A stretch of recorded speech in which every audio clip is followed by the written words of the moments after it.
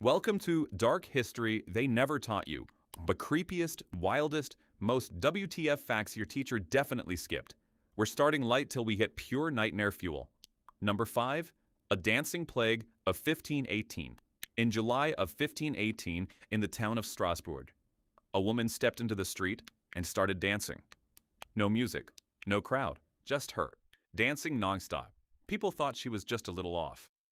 But then, 3 more joined, when 10, then 30. Within a month, over 400 people were caught in a dancing frenzy. Not for fun, not for TikTok, for days and weeks, without rest. Some dropped dead from heart attacks, strokes, and exhaustion. Literally danced to death. The town's solution. They hired musicians and built a stage, hoping it would burn out of their systems. Spoiler alert, it didn't. It made it worse. Wasn't mass hysteria? Ergot poisoning, aka moldy bread that acts like LSD, or something more sinister? To this day, no one really knows what caused it. Just that it happened, and it's not the only time. There were dancing plagues in other towns too. Number 4. The Man Who Survived Both Atomic Bombs. Sounds like a bad movie title, right? Meet Tsutomu Yamaguchi, a Japanese engineer with the luck or curse of a lifetime. He was on a work trip in Hiroshima when the first bomb hit. Burns, deafness, radiation. He barely survived, so what did he do next? He went home, to Nagasaki. Yup, Nagasaki. Just 3 days later, again. The second atomic bomb. Tsutomu was just explaining the Hiroshima glass to his boss when the second bomb hit. So the sky lit up, like the sun got mad. Then boom, everything went white. I thought I was dead. Okay, this is getting personal. The office exploded around Bent. He survived again. He suffered radiation sickness, but lived into his 90s. He's the only officially recognized person to survive both atomic bombs. His words? I could have died on either of those days, but somehow I didn't. Some call it fate, some call it horror. Either way, it's dark history they never taught you. Number 3. The Victorian tradition of photographing dead relatives. Ever taken a photo so stiff people thought you were dead? Well, Victorians meant it that way. In the 1800s, death was basically a family photo op. When someone died, a kid, a parent, even a baby, families would dress them up, prop them up, and post them for one last photo. These were called the memento mori, Latin for remember you will die. Yep, cheerful stuff. The dead were often made to look alive, painted eyes on eyelids, cropped heads, fake smiles. Sometimes they even posed the body standing up next to family, like, say cheese, Uncle Fred, even though Uncle Fred is very much not saying anything. And the creepiest part? Sometimes the dead person was the only one in focus, because living people move too much for long exposure. So you're looking at a photo of a blurry family and a perfectly still corpse. It wasn't seen as creepy then. It was lodged, memory, and grief, captured forever. But now, let's just say, if your grandma's hanging a black and white photo on the wall, maybe, don't ask who's in it.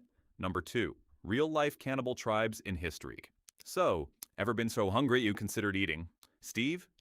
Yeah, these folks didn't just consider it. They had recipes. Cannibalism wasn't just a one-time horror story. Throughout history, entire tribes practiced it openly. Sometimes for war, sometimes for rituals, sometimes just because it was Tuesday. In Papua New Guinea, the Korolite tribe were once known for ritual cannibalism, eating those they believed were kakua, evil spirits disguised as humans. And get this, they weren't Samedi, they had rules. It was never random. They legit thought they were protecting their people by removing these spirits. Meanwhile, in the Fiji Islands, people didn't just eat enemies. They used human bones as forks.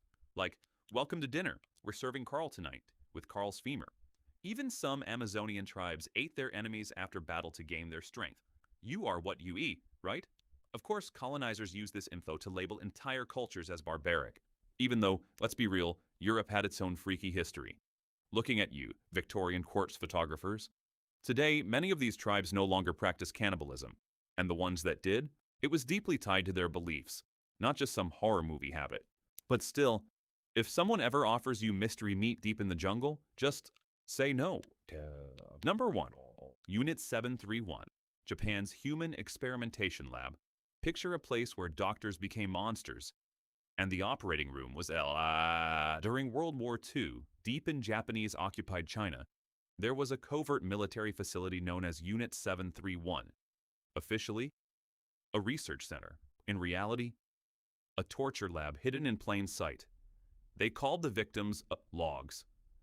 Men, women, even children were subject to vivisection, organs removed while fully conscious, frostbite experiments, limbs frozen and smashed to study damage, plague bombs dropped on villages to test biological warfare, and forced infections with anthrax, cholera, syphilis, you name it. And here's the most disturbing part. After the war, the US made a deal with the scientists, immunity, in exchange for their data. No trials, no justice. Most of them went on to live normal lives. Some even became professors, doctors, CEOs.